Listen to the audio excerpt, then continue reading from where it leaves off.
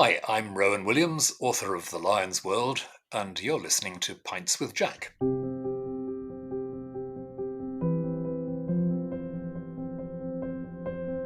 If there's life on other planets, then I'm sure that he must know, and he's been there once already and has died to save their souls. This is Pints with Jack, Season 6, Episode 49. Astrophysics and Cosmic Salvation. After Hours with Jimmy Akin. Welcome everyone. Here on Pints with Jack, we are reading our way through the works of C.S. Lewis.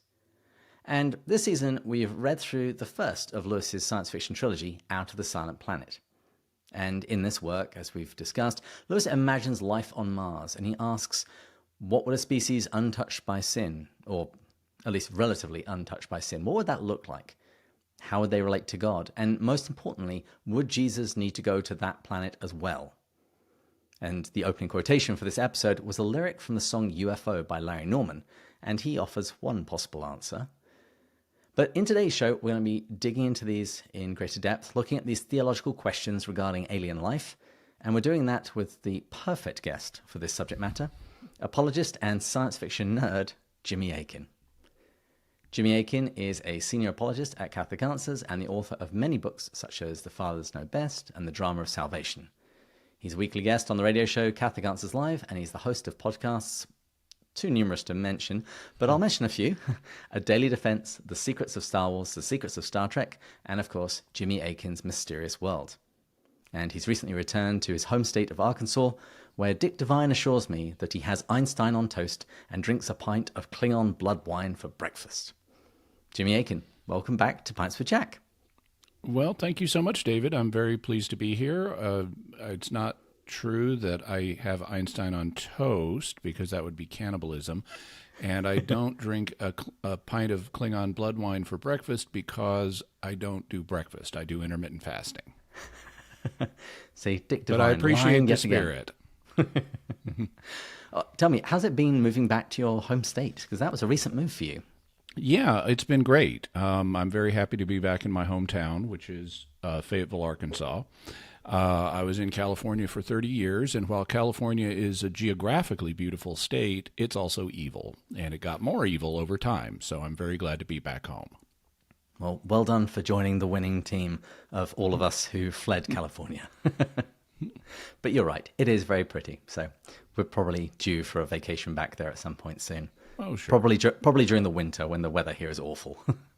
And I'll be going back to California as well for work events and things like that. Well, ideally, of course, we should be drinking Klingon blood wine for today's toast. But as you say, you do intermittent fasting, so we're not going to do that. I'm instead drinking some alien amber ale.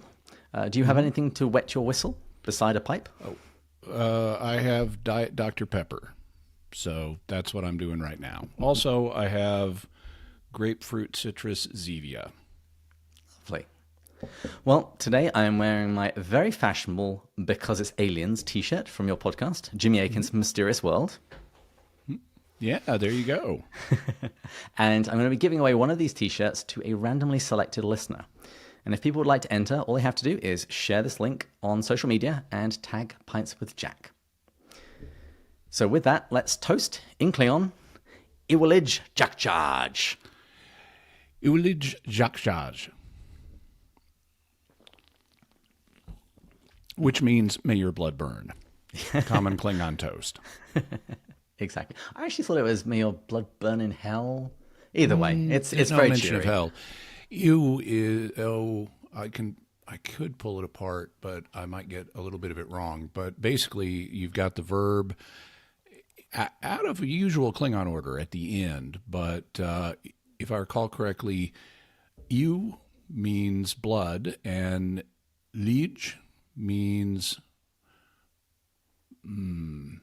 your. "Jak" or "jach" means burn, and "jaj" means may. Well, there you go. If I recall correctly. The fact that you could break that down shouldn't surprise me, yet it still does. Well, not that you really needed any more proof at this point, but Would you mind just telling us a little bit about your love of science fiction and also science more generally? Yeah, well, I have an interest in both. It may not come as a surprise, but when I was a boy, Mr. Spock was my role model. And so that combined both science and science fiction. I study science on the regular. I read science books for fun and, just to acquire general background and keep up with the state of things. The most recent book I read was on new discoveries, new research that's been done about the human senses and how they are not as limited as has often been thought. For example, our sense of smell is not really inferior to that of dogs. It turns out that that's a myth based on the idea that the part of our brain that processes smells has a lot less neurons than a dog's brain, but that's not true. And it turns out that we're better at sensing some smells than dogs are, whereas dogs are better at sensing other smells than we are. So we're actually kind of even with dogs. And there's even been research that has shown that humans are capable of responding to a single photon of light with vision. Although there's a question about that I've heard raised, and it occurred to me too when I read it, are they really sensing the light with vision, or are they detecting it through extrasensory perception? And both of those would be possibilities. You'd have to set up an experiment in a very carefully controlled way to exclude the possibility of extrasensory perception and show you're really getting a single photon through your rods and cones. So, that's just an illustration. I also read science channels, aggregators. There's one I check every day to see what the latest science news is. I watch different science channels on YouTube, and I'm always, trying to learn more about the mechanics of the world that God created for us. I'm also interested in science fiction. I have been since I was a kid. Star Trek was one of my favorite shows growing up. I watched it in syndication. And I continue to read science fiction and watch science fiction, and I have different authors that I prefer. I don't have as much of a chance to read it these days as some other folks do, or watch it as much as some other folks do, because I've got a lot of other activities going on. But I do enjoy it, and I do keep up with it. I'm even on 2 weekly podcasts that deal with science fiction. One of them is Secrets of Star Trek. The other is Secrets of Doctor Who. And providentially enough, today I was listening to your Daily Defense, which is the podcast serialization of your book on how to become a better apologist. Today it was an argument for God from quantum mechanics. So, oh yeah, people might wonder, well, what is the use of all of this stuff for defending the faith? Turns out quite a bit. Yeah, there's also one entry in a Daily Defense. So that's a 365-day book where for each day of the year, I take up an objection to either the Catholic understanding of the Christian faith or the Christian faith in general, or even just faith in general. And I even quote an episode of Star Trek in one of them where Captain Kirk and Mr. Spock are having a conversation about approximations of accuracy. Because, Mr. Spock likes to give very, very precise estimations. Well, let's move on. Back when Sure. my wife Marie worked with you at Catholic Answers, she came back from work one day and told me that you had made a comment about the scientific mistakes in Out of the Silent Planet. So immediately I was angry, and then I realized I needed to get over that, because if Jimmy Akin thinks that something about science is wrong, it's probably wrong. So now that we've all enjoyed this book so much, going through it this season, what did Lewis get wrong? Well, your memory of it and your listeners' memory of it is going to be better than mine, because I read Out of the Silent Planet quite a number of years ago. And so my memory is not fresh on the subject. But I understand, some of the liberties that Lewis took scientifically were things he knew he was taking.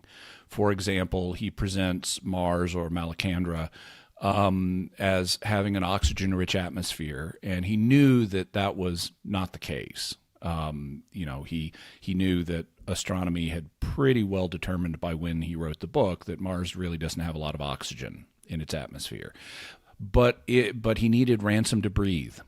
So he took a liberty and gave it an oxygen-rich atmosphere. He also borrowed on ideas that were in the zeitgeist of the time about Mars, like in the 19th century.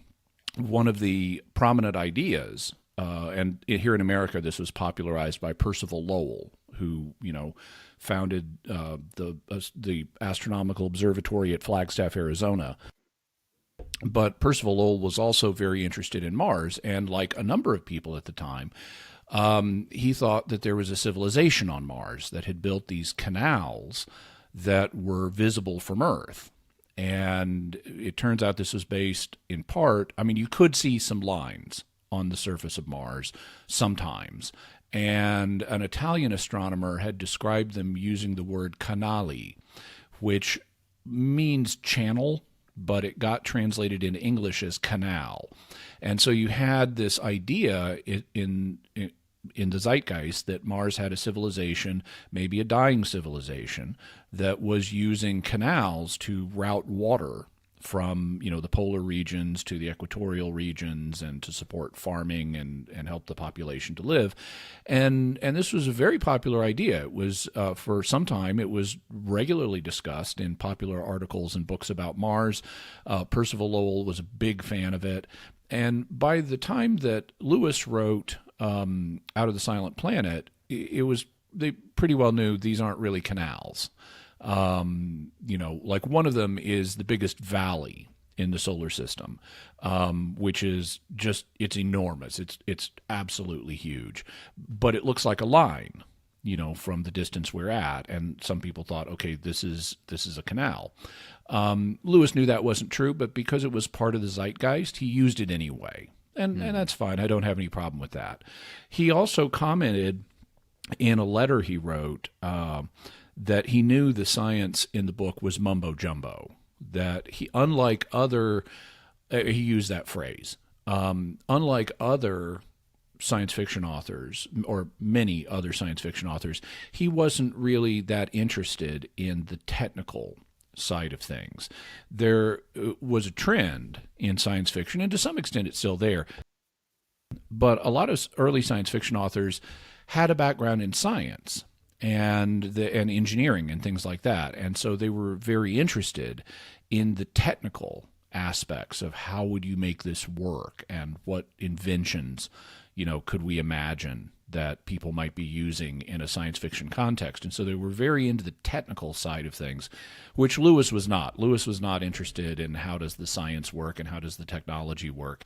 He was obviously much more interested in ideas like social theory, and ideologies and how it intersects with religion and things like that. So like when he does the classic speech translation, at the climax of the book, that's all, that's not technical ideas, but it's social ideas and ideologies that he's deconstructing and critiquing and parodying.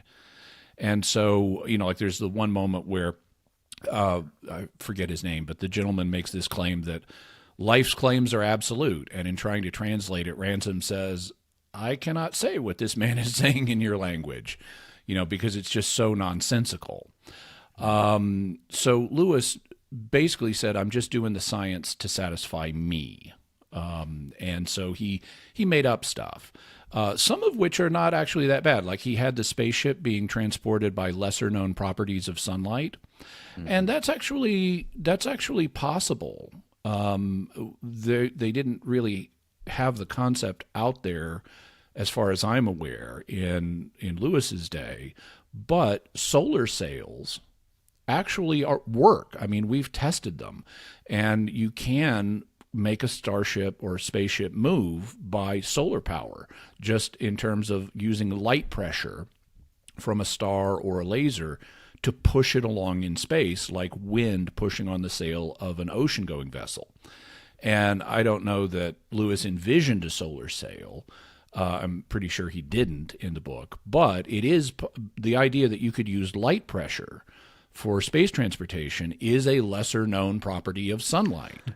And so you actually could build a ship that is powered by a lesser-known property of sunlight. The one error now in making stuff up to satisfy him, that's fine. You know, an author can do that. But other people may have a different reaction to it. And what may strike you as, okay, this is plausible enough, this works for me, may strike someone else as, wow, that's really inaccurate. And the thing that really stands out to me from when I read it was the way gravity works in interplanetary travel. And forgive me, like I said, because it's been so many years since I read this, but my memory is that when Ransom is being taken to Mars in the spaceship, they feel the gravity of Earth getting lesser and lesser, and then they reach a kind of equilibrium point, and then they feel the gravity of Mars pulling on them more and more as they approach the planet. That is not the way gravity works. Once you don't have this smooth transition. Once you get off of Earth, you're in a microgravity environment, and the effects of Earth's gravity on you after you've achieved escape velocity are going to be minimal. And you're not really going to feel Martian gravity until you get to Mars and are, down in the atmosphere or landed or something like that. You're going to feel microgravity for the vast bulk of that trip. And so it may have, thinking about gravity in this way may have felt natural to Lewis. And he was writing in 1937, so nobody had been in orbit at this point. There were no astronauts in 1937, so nobody had actually felt what it's like and then come back and talked about it. I think an actual scientist could have told you, because we've had Newton's, gravitational equations since the 1600s, so you could have worked this out, and I'm sure people had worked this out. But it hadn't penetrated popular consciousness enough to reach Lewis, and so he imagined something else. And growing up in the space age, it's like, oh, no, that's not how microgravity works at all. And so it leapt out at me. Mm-hmm. Yeah, I have a suspicion there he was also digging into the more philosophical idea of planets exerting an influence. So Thulcandra, Earth being the fallen planet, and Malacandra being the planet related to Mars and warfare, asserting their influence as they near them. Yeah, and that's another aspect of what Lewis is doing here, because Lewis was a classicist to a significant degree, and so he was very aware of ideas about planets that people had in the past, including their astrological influences. And he's drawing in the Space Trilogy on certain astrological ideas that he's reworking, but having the idea that, okay, planets have an influence on us here on Earth, and that includes Mars, although he subverted expectations when it comes to Mars, because Mars in classical astrology is thought of as being a disruptive influence that can signal war and ambition and things like that. And so he populates it with three races that get along great and don't have wars. Yeah. I also don't think it's an accident that in the sequel, which we will be doing not this coming season, but the one after that, in Penulandra, Lewis basically discards any pretense at science, and he just has a glass coffin that takes him to the planet. And I spoke to one scholar who has gone through all of Lewis's brother's diaries, Warney Lewis, and Warney was commenting about, I think it was an H.G. Wells work, and he said when the author started speaking about how this doodad worked, he described it as a tiresome interruption in an otherwise first-class story. He says, I don't care. I don't want to know how it worked. All that matters is that it did. And I think by the time that Lewis decides to go to Penulandra, he's just, magic coffin, that'll do it. Yeah. One of the things that did occur to me as I was rereading it this time was how, if you went to another planet with other creatures that followed a different developmental path, there's actually no guarantee that you would even physically be able to speak their language, just because your vocal cords and all of the other apparatus wouldn't be the same. And there's actually even a hint of that in the text when Hoy says something that he's just not able to reproduce. Yeah, and that's quite true. If you think about it, just here on Earth, and you think about all the different creatures that exist here on Earth, and the sounds that they make, very few of them make sounds that are like humans. They have different vocal tracts and other body parts besides vocal tracts that they use to make sounds, like crickets are rubbing their legs together and stuff. And very few things sound like us, and we sound like very few other things. As a human, I could say woof, but I don't really sound like a dog. That's just a human approximation of the sound. Or I could say bark, and that's not really the way dogs sound. We do a little better with cats. Meow kind of sounds like a cat, a little more anyway. Very few creatures sound like humans. Some of them are able to make a single human-like sound, like the Australian species of lyrebird can sound just like a screaming human baby. It's uncanny. It's just like, wow, this is like a screaming, crying baby. You would think that that's what it is if you didn't know you're listening to a lyrebird.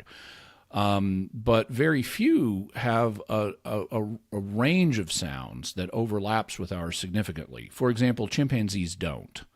Even though they're our closest relatives, they don't sound like us. They can make some hooting sounds, but they don't have the kind of vocal tract needed to produce human-like sounds, which is why, even though there were some early efforts to try to teach them to speak, they switched over to trying to use sign language because they have better motor dexterity in their hands than a vocal tract able to communicate in a human way.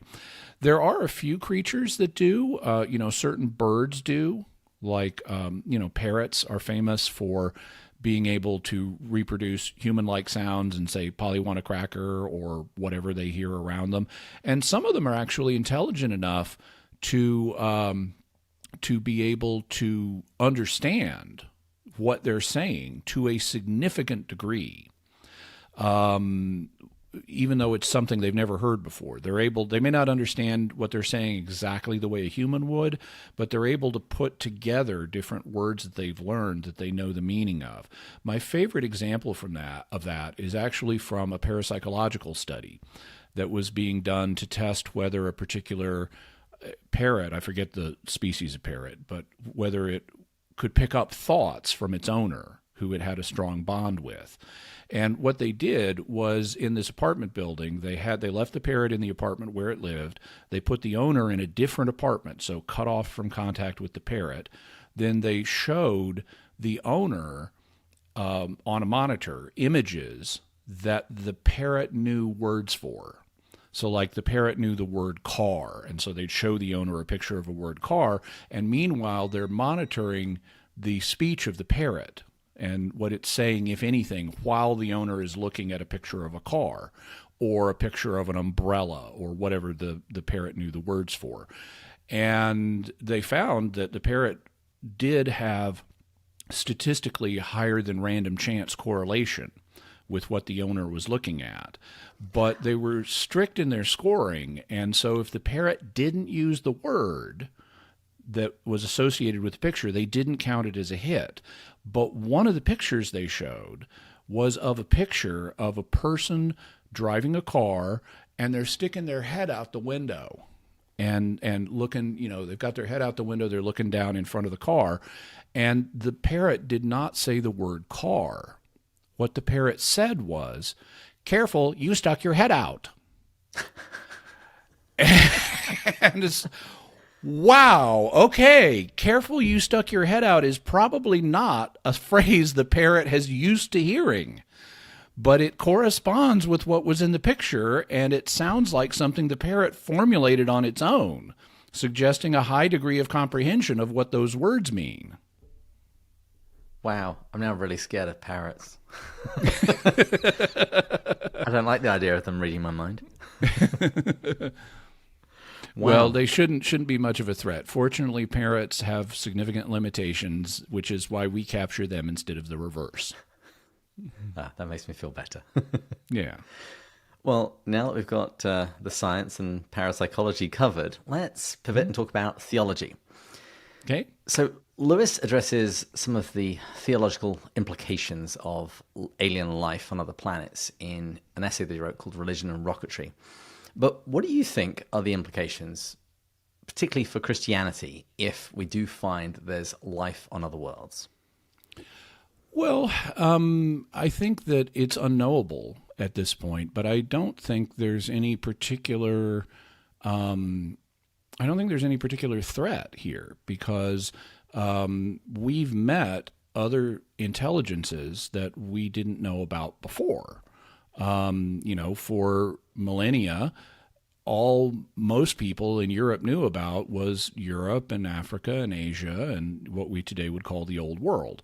And there were even debates about could there be people at the antipodes, on the other side of the world, whose feet, the soles of their feet, point towards the soles of our feet. And it was commonly thought that the answer was no, because how would they get there? They wouldn't be descended from Adam, so they wouldn't be people, and so forth.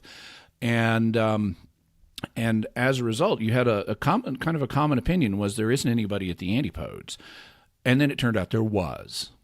And we met them, and they weren't Christian, but that didn't destroy Christianity. They just, they had various ideas about God and the gods, and some of their ideas were accurate, and others of their ideas weren't.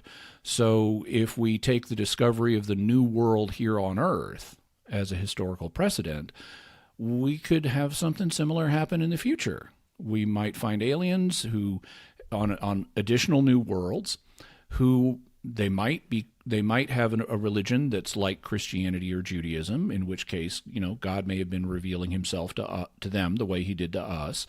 They might not have that, but it wouldn't be any more of an intrinsic threat to Christianity than the discovery of Native Americans was, or the discovery of other cultures here on Earth were. They may have some theological ideas that are correct and others that are incorrect, and it's going to be a matter of working through them. They might be fallen or unfallen, or fallen so hard that they're like demons. They might be softly fallen. God might have, if they're fallen, God might have secured their redemption in a different way than he did with us. You mentioned with the opening quote, would Jesus have gone and died for them on their planet? And that's possible. That's been picked up in various science fiction, including the Star Trek episode Bread and Circuses, where they in the original series, they go to a planet where Rome has continued to the 20th century. So they're putting gladiator matches on television and stuff like that. And they keep hearing references to sun worshipers. And they're puzzled by that because they are they're not aware of prominent sun worshipers in Rome at the in ancient Rome. Of course there were. I mean, Apollo was a major deity, but they're puzzled about these references they keep hearing to sun worshipers who were kind of lower class and persecuted and stuff. And then at the end of the episode, Lieutenant Uhura, who's been monitoring their radio broadcasts, says, "Oh, it's not the sun in the sky; it's the Son of God," implying that Jesus had been to their planet too and started Christianity there. And that's just on TV science fiction, but there have been science fiction books that have that as a premise of Jesus is moving from planet to planet, redeeming people. And that's possible, but it's also possible, as Aquinas points out, that God could redeem us in any way he chose. So it might not involve the death of the Son of God. It might involve something else. So I think there are loads of possibilities, and we can't really say much about the possibilities until we meet them and find out what they're like and figure out how their beliefs about religion, if any, intersect with ours. I did, incidentally, an episode of Mysterious World where I talked all about this. It's the central theme of the episode. What would it mean for Christianity if we discovered intelligent life? And if people want to listen to that, it's episode 55. So they could go to mysterious.fm/55 and listen to the Aliens and Religion episode, which, again, it's mysterious.fm/55. I'll make sure there's a link to that in the show notes. Awesome. And I do want to talk about fallenness and the Christian conception of it and Malacandra in a moment. But before that, if we did find life on other planets, do you think we should observe the Prime Directive from Star Trek, non-interference, or even a more extreme version? Because in Religion and Rocketry, in that essay, Lewis suggests that he's often wondered whether or not our separation from any other intelligent life might be some kind of quarantine, as we hear explicitly described in Out of the Silent Planet. Well, so there's actually a short trek featuring Mr. Spock and Number One, and it's like Mr. Spock's first day on the Enterprise, and he's talking to the first officer, Number One, and he says to her, "Has it ever occurred?" She's demanded that he ask her questions. So, kind of as a rite of hazing, he's being expected to ask her question after question after question. And one of his questions is, has it ever occurred to you that the Prime Directive is nonsensical and possibly morally problematic? And she says, never say that again if you want to progress in Starfleet. Because there are bunches of problems with the Prime Directive as understood in Star Trek. I think a much more realistic approach is the one taken in Stargate, where we've got interaction. It's not unlimited. We don't give everybody our high tech, but we don't have this "we must never affect them in any way" ethic. I think if we found actual aliens, what we should do is dependent on who they are.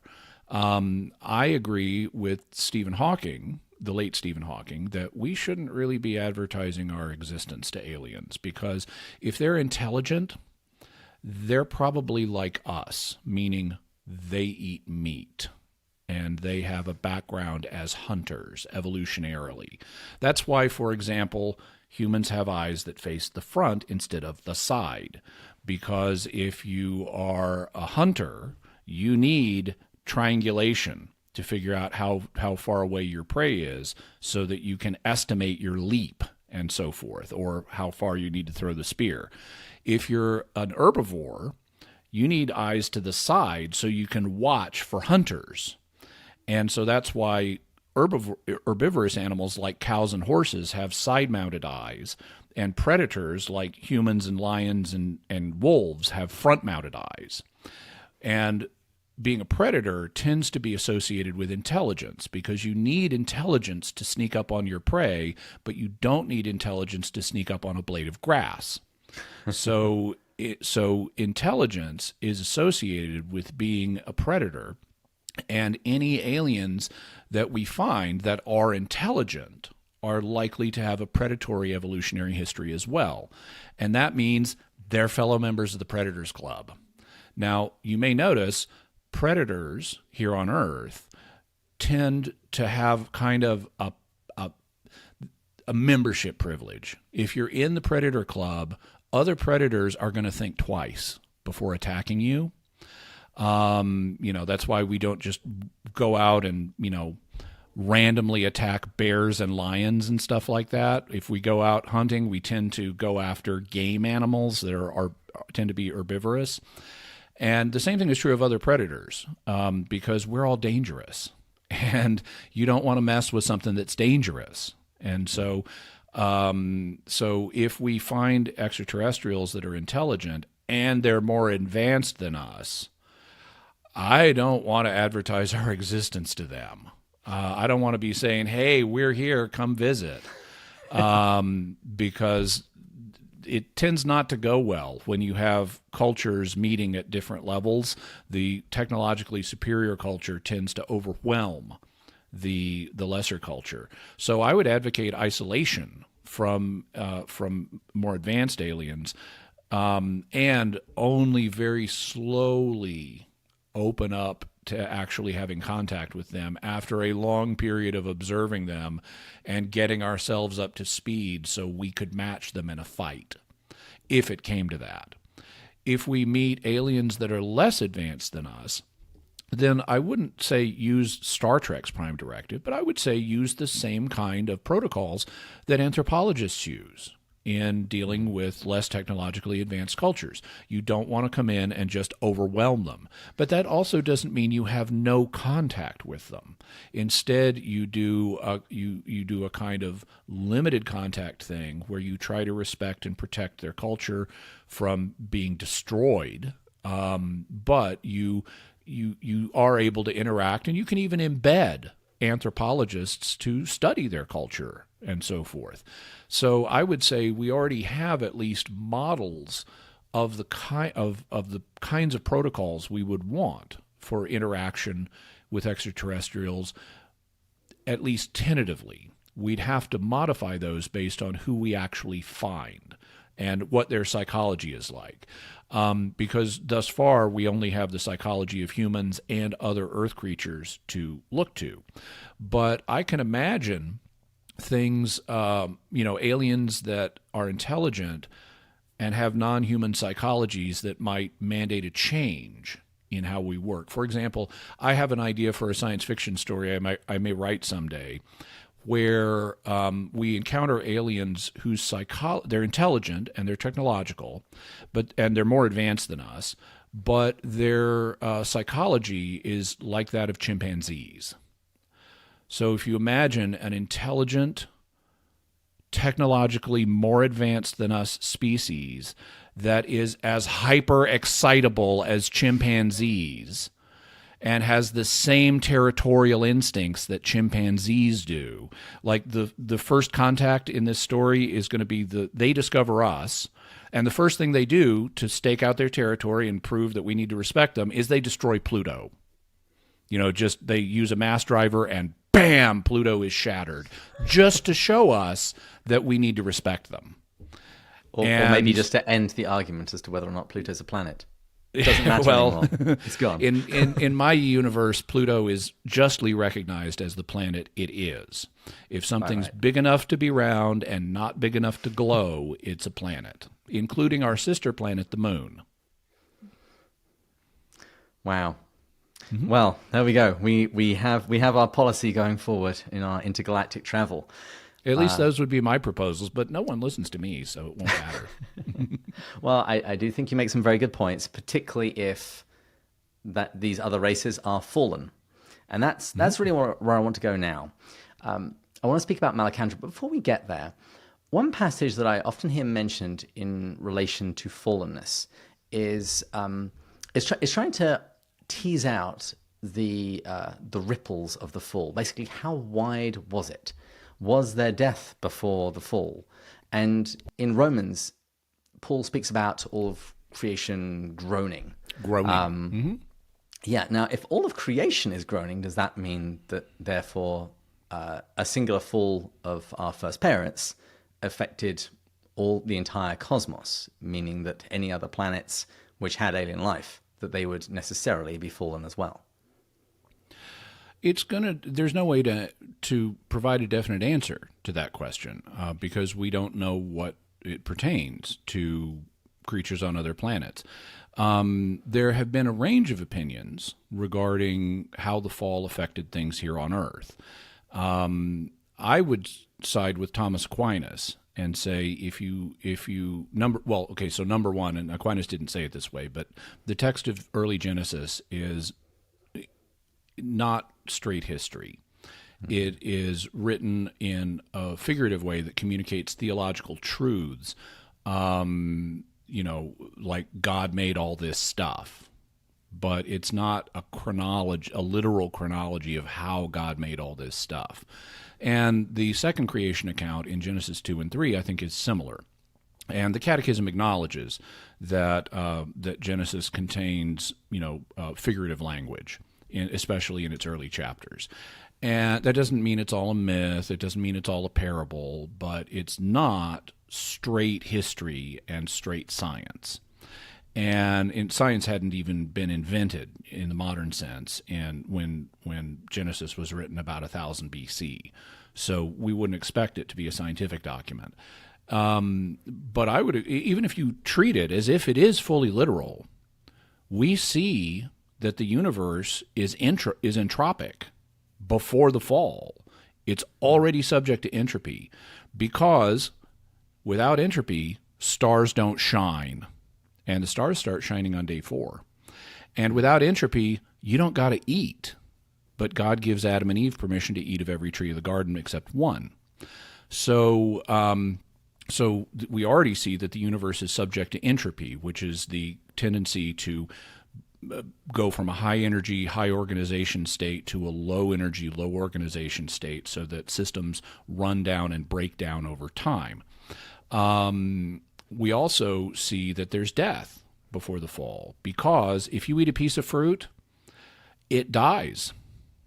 and that your stomach acid is going to take it apart. It's not going to be a living piece of fruit anymore when you get done with it. So we already see death in place and entropy in place in the world prior to the fall, even if you take the text fully literally. Well, Aquinas looked at the text and said, okay, did animals change their nature when man fell? Did lions eat grass rather than antelopes before the fall? And you look at what the text says, and it talks about humans falling, and it talks about humans are going to die. God tells Adam and Eve, in the day you eat of this tree, you shall die. He's not talking about lions, or tigers or bears. He's talking about humans. And so Aquinas said, the natural tendency of every system, he didn't have the word entropy, but he had the concept. He said the natural tendency of any system, any physical system, is to corrupt over time, because we today would say because it's subject to entropy, unless it's supported by grace. And that would be true of us too, because we have bodies, they're physical systems. Their natural tendency is going to be to corrupt over time, unless they're supported by grace, which Adam and Eve had available to them in the form of the tree of life. But then when they lost access to the tree of life, they lost access to the grace that could keep their physical systems alive, and so they became subject to death. And this all only happened to humans. This did not happen to animals. And so Aquinas' opinion, and I agree, and it's also what the paleontological record would suggest, is that there was animal death before the fall. What came with the human fall was human death, because we were an exception. God had given us what theologians sometimes referred to as an elevated nature that went beyond what just natural forces would do with us, and then we lost that. When it comes to St. Paul's statement about all of creation groaning, well, he's thinking of things here on earth. He's not thinking about Vulcans, because he doesn't know about Vulcans. He doesn't even know, St. Paul doesn't know, in all likelihood, that stars are other suns, because that was not a common view in the ancient world. Under Aristotelian science, which Paul would have learned, the universe is a series centered on Earth. It's a series of concentric shells that revolve around the Earth, and the sphere of the fixed stars is it's like a big sphere that has these little lights on it, and that's all they are, is little lights. And this sphere, the outer sphere of the fixed stars, is just beyond the orbit of Saturn.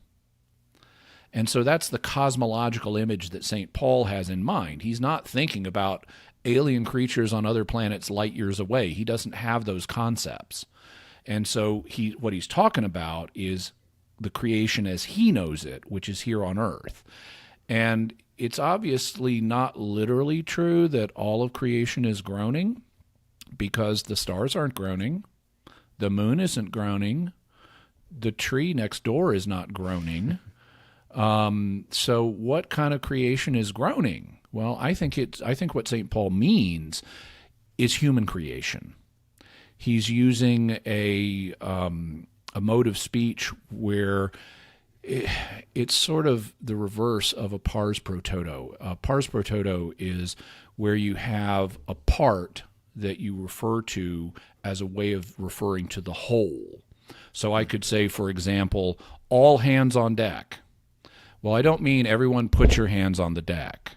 I mean everyone who has hands come up on deck now. I'm using the term hands as a part to refer to the whole person. And what I think St. Paul is doing is the reverse of that, sort of a toto pro pars, where he is referring to everything as a way of referring specifically to humanity. All of humanity is groaning under the influence of original sin and waiting anxiously until the revelation of the sons of God. So that's how I take St. Paul on all that. So I don't think we can infer anything from Scripture about what the conditions may be for aliens and whether they're all fallen or all unfallen or some mix. I think we can speculate, And one possible speculation is that Adam and Eve were not only the federal heads of the human race, but the federal heads of all intelligent biological life. And if that happened, if that was the case, then every race and every intelligent race in the universe fell when our race fell. However, I think that's, even though it's possible, and I can't rule it out because we don't have the data we need to rule it out, I think it's unlikely. You'll notice I had to throw in the word biological into biological intelligent life, because God has made other intelligent creatures, the angels, and they're intelligent, but they're not biological. And what happened with them? Well, like us, they were given an option about are they going to serve God or not. And some of them took the option to serve God, and some of them didn't, which is different than what happened with our race. Our race rejected the option of serving God, and we all fell as a result. So what we see from this is, at least, and now we've got a really small data set here. In an experiment, this would be n equals 2. But, the number of test cases is only 2, but we see that in the 2 test cases, they're both given an option to serve God or not. And when some of them rejected the option, different things happened. Angels are not biologically reproductive, so each angel is created independently of all the other angels. There's no organic connection between them, and some of them fell and some of them didn't, because they each exercised the option individually. But humans are biologically related, and when the root of our race went bad, it affected all of their descendants. And of course, we reproduce biologically. So that, if it's like if you're a parent and you're Homer Simpson and you are playing with glowing green radioactive rods, even though actually fission looks blue rather than green, you're going to damage your genes, and your kids are going to have, bright yellow skin, bulging eyes, and huge overbites. And so, with us, when our first parents fell, they damaged themselves, and that damage rippled to all their descendants. So what would other races be like? Well, it could be either of these models or something else. But given that God gave both the angels an option and us an option, my suspicion is that I think it's more probable that God would give every intelligent race an option, because what he cares about most is love. That's the 2 great commandments: love God, love your neighbor. So it's obvious God's number 1 priority is love, and he seems to want freely chosen love. And so that seems, if love is his first priority, and he wants love freely chosen rather than just loving behavior programmed into us, then that would suggest he's going to give a free option to every intelligent race he creates to either love him or not, and then it's going to be up to them what they do with it. But then what actually makes a race, a planet, a people fallen? Because on Malacandra, we've argued this back and forth. Well, it's mainly Matt and Andrew have argued, and I've sat back and laughed. But I'd love to get your take on this, because on Malacandra, we see that obvious sinful behavior, it seems to be pretty rare. We hear stories, I heard somebody once that wanted 2 mates, someone started eating soil, basically what they call bent behavior. It seems to be very rare, mostly relegated to stories. Actually, the eating dirt is not really bent behavior. This is another scientific error on Lewis's part. Okay. Yeah. Lay it on me. So there's a wonderful book. What is it called again? It's been so long. It's been a few years since I've read it. But there's a book about parasites and how they work and how they interact with humans, and it's absolutely fascinating and gross. I used it as the basis of an episode of Mysterious World on mind control parasites. because there are parasites that will affect your mental function. And so these are mind control parasites. And they'll get you to behave in certain ways so that you serve their interests. Back in the day, when I worked in the Catholic Answers office every day, sometimes people would come in and they're hacking and sneezing and stuff, and they're going, "Don't worry, I'm not infectious." And I'm going, "The germs make you say that." And it's absolutely true. Germs do make you say that. There was actually a study done of the flu. And it's happened with other diseases too, where doctors have noted that people who have caught this disease engage in the behavior that's designed to spread it. And they said, and they noticed it in particular with AIDS. When someone is in the end stages of HIV infection, they start having this impulse to go out and do spreading behavior for AIDS. But you can't do a test with AIDS. You can't deliberately give people AIDS to study what it's going to do, but you could give them, and you really can't even ethically give them the flu. But what you can ethically do is give them the flu vaccine. And so if you give someone a live flu vaccine and then observe their behavior, what they found is, it takes a few days for it to ramp up in your system and so forth, which corresponds to the period of maximum infectability if they had been given a bigger dose. But they're only given a small dose of a live vaccine. But at the peak of when they would be most infectious, wallflowers are going out to parties and suddenly they're not staying home anymore. And so actually the flu is a mind control virus that is designed to get you to engage in behavior to spread it.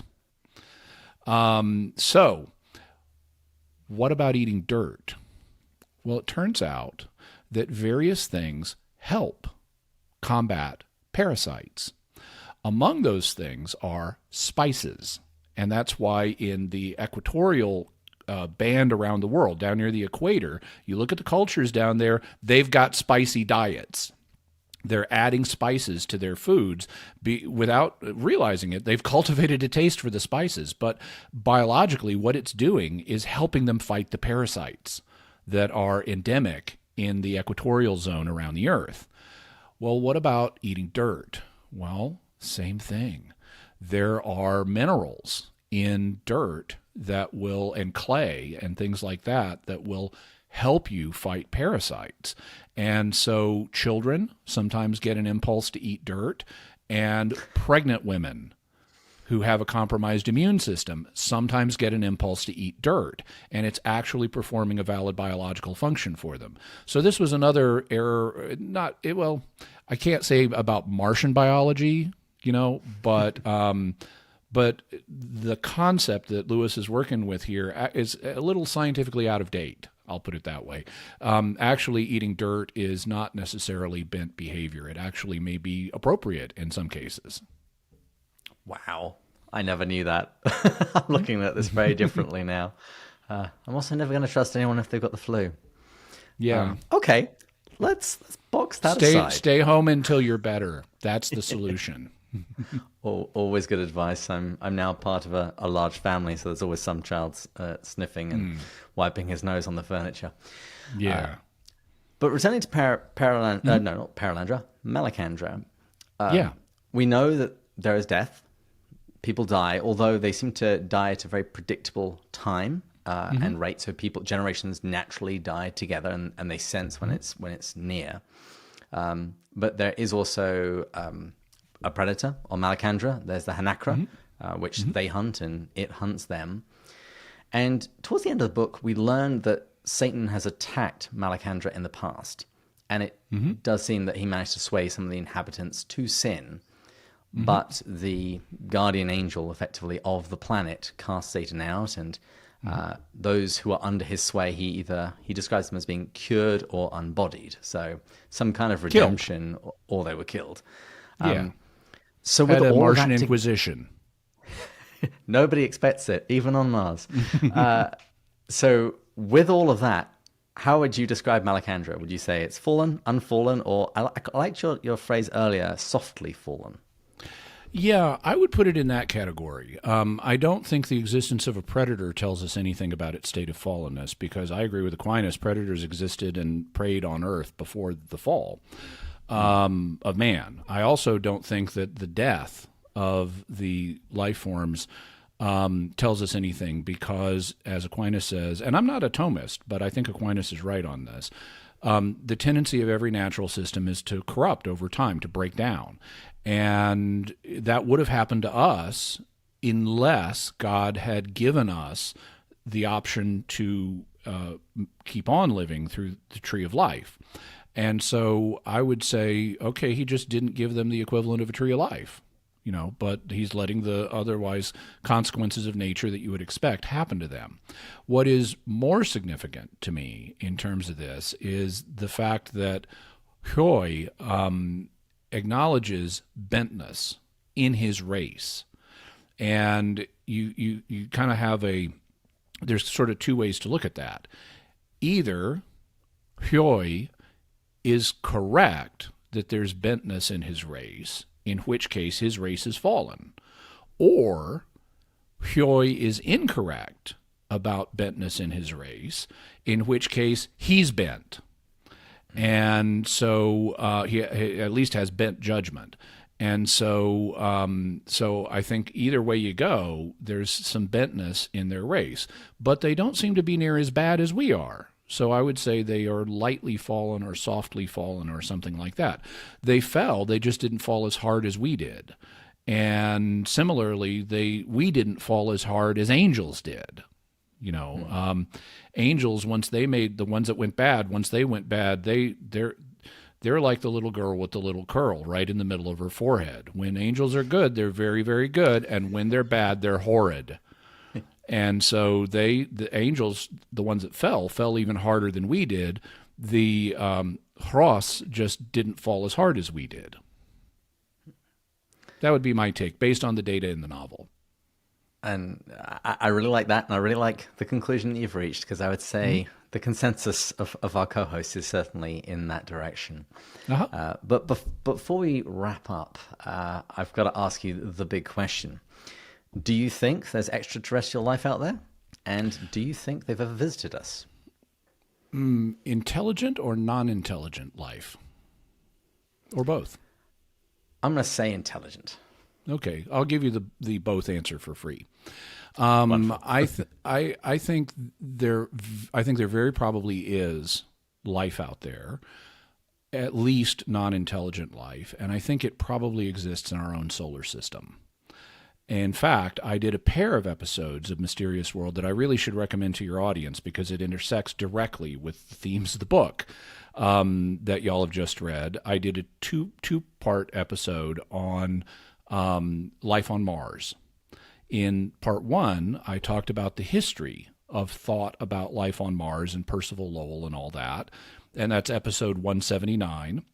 You can go to mysterious.fm/179 and listen to that. And then the next week in part two, I came back and said, what's the scientific evidence for life on Mars? And so that's episode 180. It's mysterious.fm/180 if you want to go directly to it. And the evidence is really good for there being primitive life on Mars. I mean, surprisingly, really good. In fact, when the Viking probes did the tests back in the 1970s, they got a positive result. And then the higher-ups at NASA did a post hoc change of the criteria for life detection so that they could say, nah, actually not. But since then, there has been a continuing stream of new evidence that also supports that conclusion. So I think there's a really good chance that there actually is primitive life on Mars. The question would be, how did it get there? Because it could have been created there, it could have evolved there, or it could have come from somewhere else, like Earth.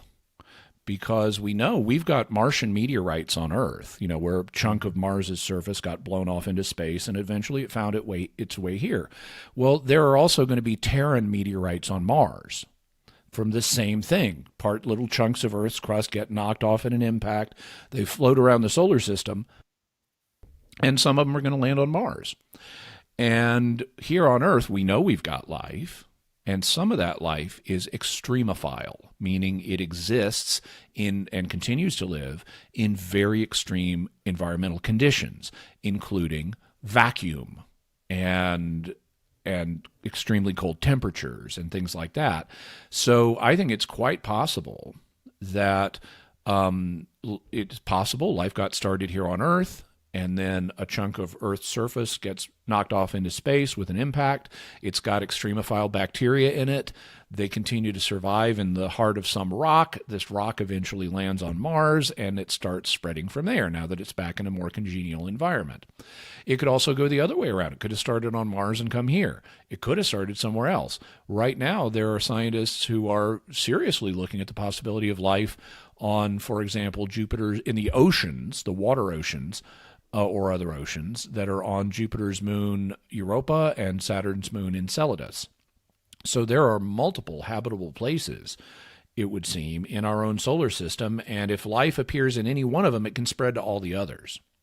So given that we have life here and it can spread to multiple other habitable zones in our own solar system, I think it's very probable that primitive life exists elsewhere, and that some of that primitive life came here and visited us.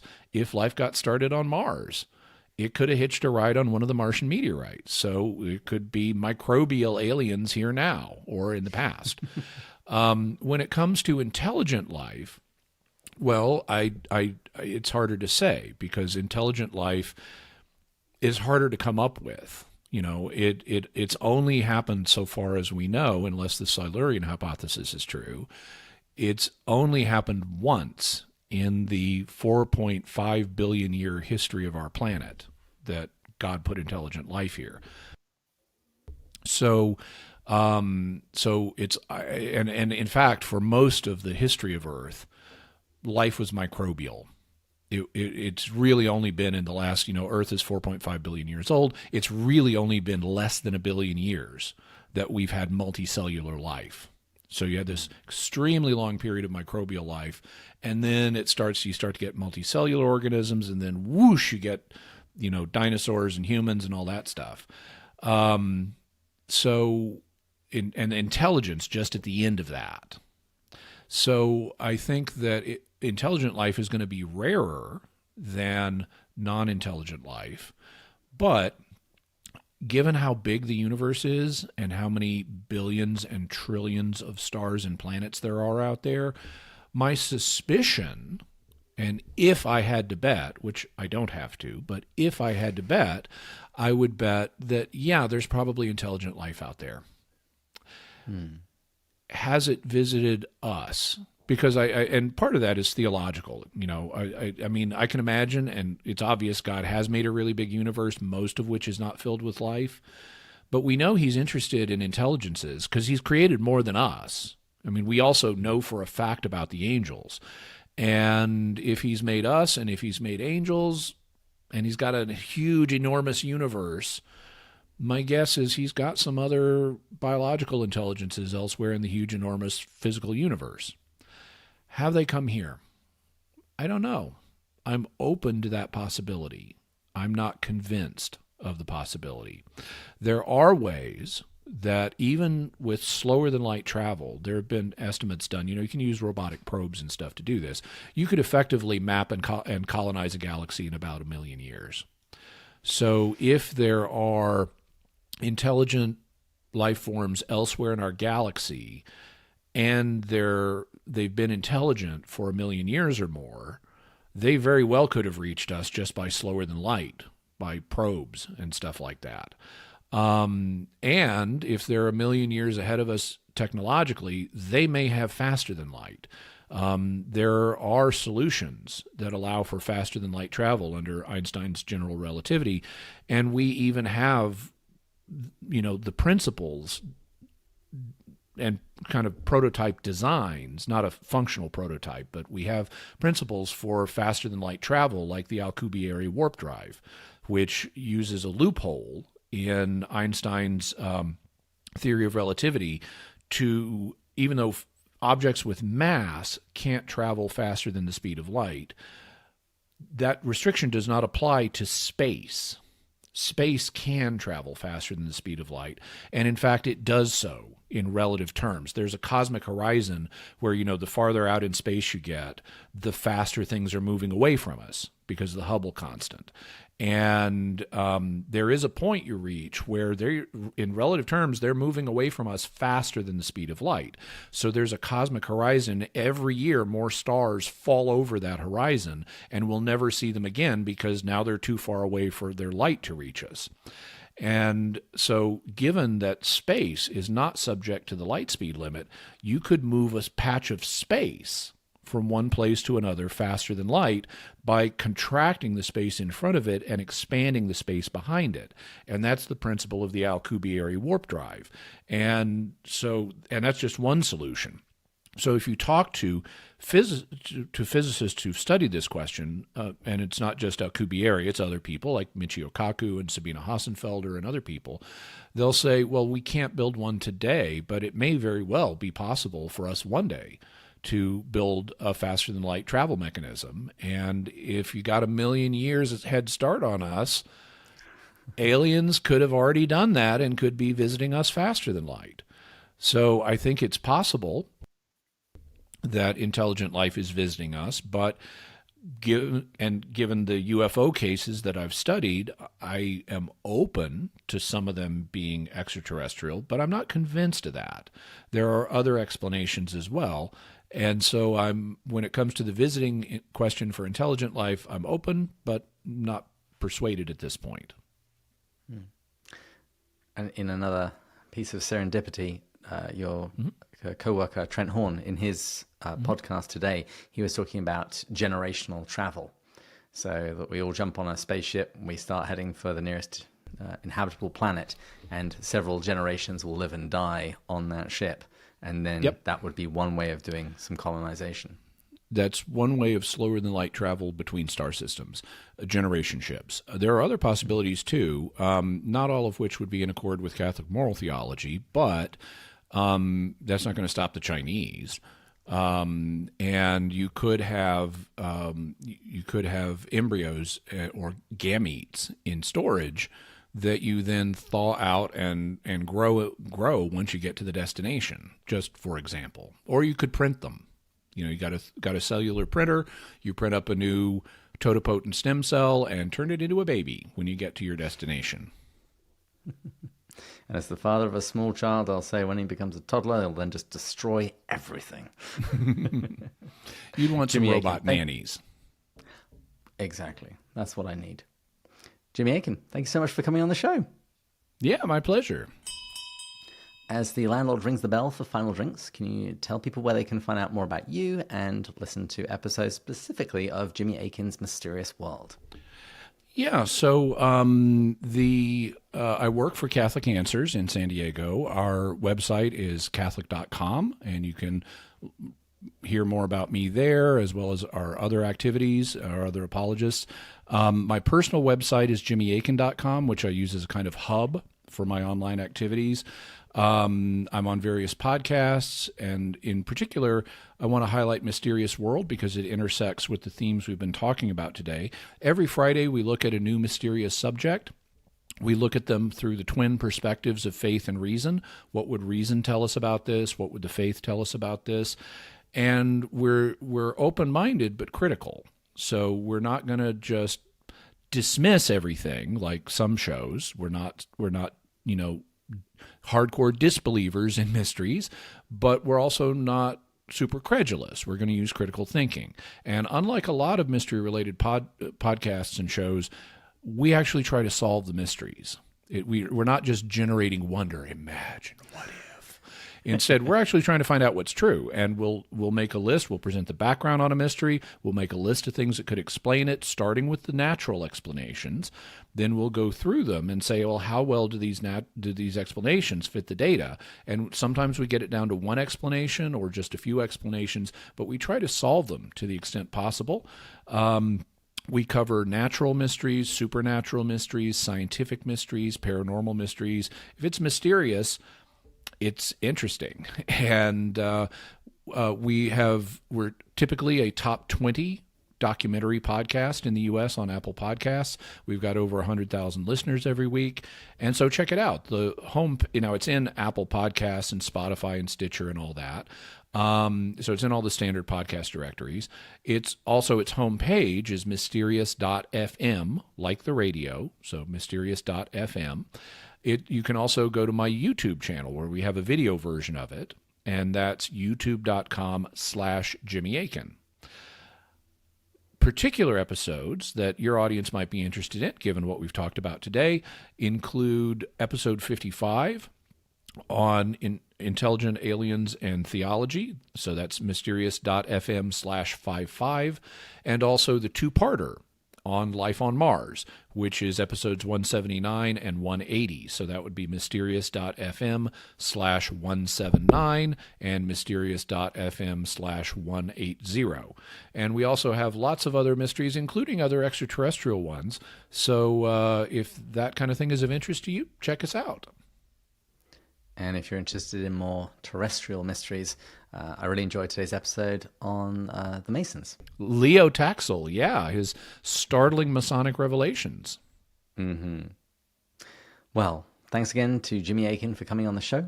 Thanks to our audio engineers, Taylor and Sarah. Thanks to all of our listeners, patron supporters, and particularly our top-tier supporters, Alex, James, Matt 1, 2, and 3, Erica, Marvin, Joelle, Deborah, Amanda, Emmy, Thomas, Bill, Joanna, Bud, Shane, Kay, Paul, Kimberly, Gillis, Gary, Stephen, Kelly, Chris, James, Kate, Peter, David, Angela, and Rowdy. We pray for you all each week, and particular attention is given to our prayer request channel. And if you've enjoyed this episode, please check out Jimmy Akin's Mysterious World. And if you would like an opportunity to win one of the t-shirts that I'm wearing, please share this episode on social media and tag Pints with Jack. One person will be chosen at random, and you will get a t-shirt in your size. And please join us again next time, when Matt, Andrew, and I will be celebrating the season finale, when we'll be going further up and further in. Cheers!